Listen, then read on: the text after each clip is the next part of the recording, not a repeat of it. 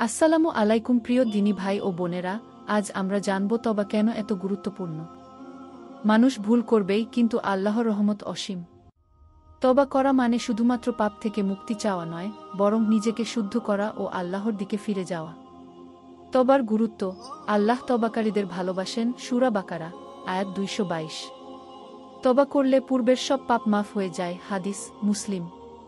প্রকৃত তওবা অন্তরের পরিবর্তন আনে এবং আমলের উন্নতি ঘটায়। কিভাবে তওবা করবেন? ১. সত্যিকার অনুতাপ, নিজের ভুলের জন্য আন্তরিকভাবে অনুশোচনা করা।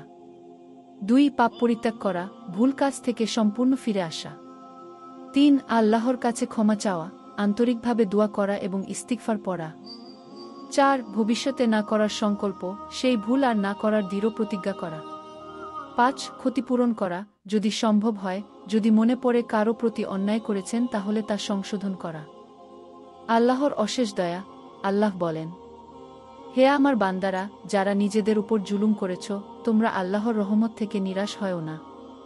নিশ্চয়ই তিনি সমস্ত পাপ ক্ষমা করেন। সূরা জুমার আয়াত ৫৩।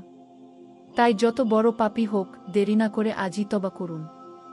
আল্লাহ আমাদের সবাইকে আমাদের ছোট বড় সমস্ত পাপ থেকে তওবা করার তৌফিক দান করুন এবং আমাদের তওবাকে কবুল করুন। আমিন।